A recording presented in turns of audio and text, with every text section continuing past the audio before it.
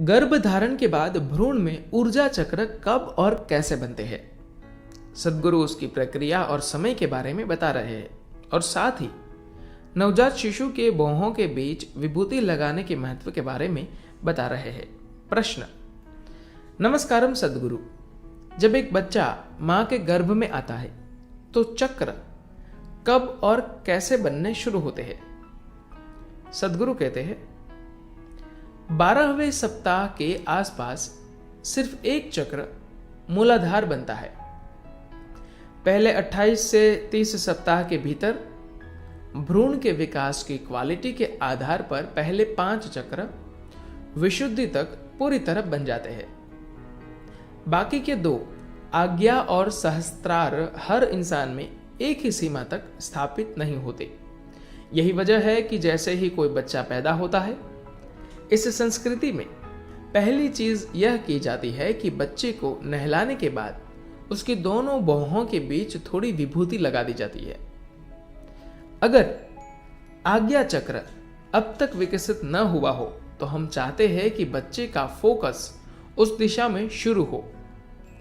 हालांकि आपको इन बातों के आधार पर लोगों के बारे में राय तय नहीं करनी चाहिए, फिर भी मैं तो बताना चाहूंगा कि करीब 30 से 35% नवजात शिशुओं में हो सकता है आज्ञा चक्र विकसित न हुआ हो। सहस्त्रार चक्र आमतौर पर अधिकांश में विकसित नहीं होता है, वह धीरे धीरे विकसित होता है। अगर आप उनकी आंखों की पुतलियों की गतिविधि को ध्यान से देखें तो आप जान सकते हैं कि किसी शिशु का आज्ञा चक्र स्थापित हो गया है या नहीं। पहले सिर्फ पुतलियों को देखकर लोग बता देते थे कि यह शिशु बड़ा होकर साधु बनेगा। साधु का मतलब यह नहीं है कि कोई व्यक्ति जंगल या गुफा में जाकर बैठ जाए। साधु या संत एक तरह से ऐसा व्यक्ति होता है जो उन चीजों को देख सकता है जिसे बाकी लोग नहीं देख सकते। वह कोई दूरदर्शी, दूर की देखने वाला कारोबारी हो सकता है या कोई दूरदर्शी नेता जो चीजों को बाकियों के मुकाबले अधिक साफ साफ देख पाता है। किसी बच्चे के जीवन के पहले 3 माह में हम साफ तौर पर देख सकते हैं कि माता के गर्भ में आज्ञा चक्र किस सीमा तक विकसित हुआ है। इससे कई चीजें तय होती है। इसका मतलब यह नहीं है कि जिन लोगों का आज्ञा चक्र जन्म के समय तक विकसित नहीं हुआ हो वह उनके आगे के जीवन काल में विकसित नहीं हो सकता। वे खुद प्रयास करके उसे विकसित कर सकते हैं, मगर उन्हें दूसरों के मुकाबले थोड़ी अधिक मेहनत करनी होगी।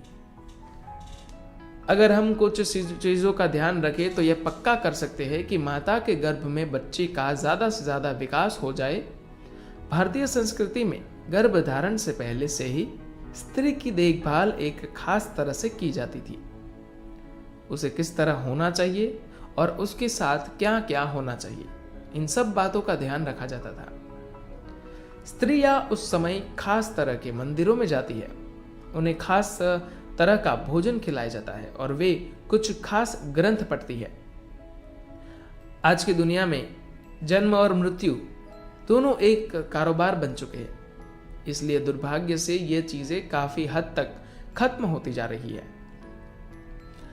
गर्भधारण के पूर्व से लेकर बच्चे के जन्म तक कई सारी हिदायतें होती थी। उन्हें किस तरह के माहौल में रखना चाहिए, किन से मिलना चाहिए, किन से नहीं, किस तरह के रंगों और आकारों को उन्हें देखना चाहिए और किन्हें नहीं, इन सभी चीजों का ध्यान रखा जाता था। इस संस्कृति के अलावा सिर्फ यहूदी संस्कृति में इस तरह की परंपराएं देखने को मिलती है। हो सकता है कि उन्होंने भारतीयों के मुकाबले इन्हें अधिक संभाल रखा हो। भारतीय लोग अपनी संस्कृति छोड़ने और पश्चिमी संस्कृति अपनाने के लिए अधिक आतुर रहते हैं, इसलिए अधिकांश भारतीय इन चीजों को छोड़ चुके हैं। जब कोई बच्चा पैदा होता है तो आप सबसे पहले यह देखती है कि उनकी आंखों की पुतलियां किस तरह से घूम रही है। पहला इंडिकेटर है आंखों की स्थिरता। एक बच्चा चीजों को कैसे देखता, परखता है। कुछ शिशु बड़ों की तरह देखते हैं। दूसरी चीज यह है कि यह बच्चा रोता कैसे है। कुछ लोग पैदा होने के बाद बच्चे के रोने के तरीके को सुनकर यह बता सकते थे कि वह बच्चा क्या बनेगा। कुछ बच्चे एक नई जगह में होने की वजह से कंफ्यूज होकर रोते हैं। कुछ के रोने में गुस्सा होता है क्योंकि वे जन्म के इस झंझट से परेशान होते हैं। आप देखेंगे कि हर बच्चे के रोने का तरीका अलग अलग होता है। खास तौर पर बहुत सी दाइयां ये बता सकती थी जिन्होंने बहुत सारे बच्चे पैदा करवाए थे।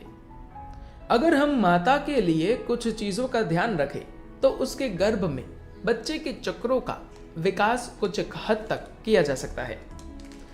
आजकल हमारी आर्थिक और सामाजिक गतिविधियां ऐसी है कि गर्भ के अंतिम समय तक महिलाएं काम करने ऑफिस जाती रहती है, पार्टी करती है, हर चीज खाती व शराब और सिगरेट तक पीती है।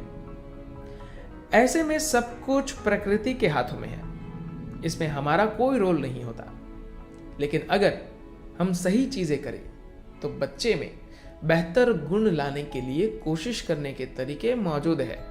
इसका नतीजा 100% आपके हाथ में नहीं होता, लेकिन सभी सही चीजें करने पर नतीजा बेहतर होता है।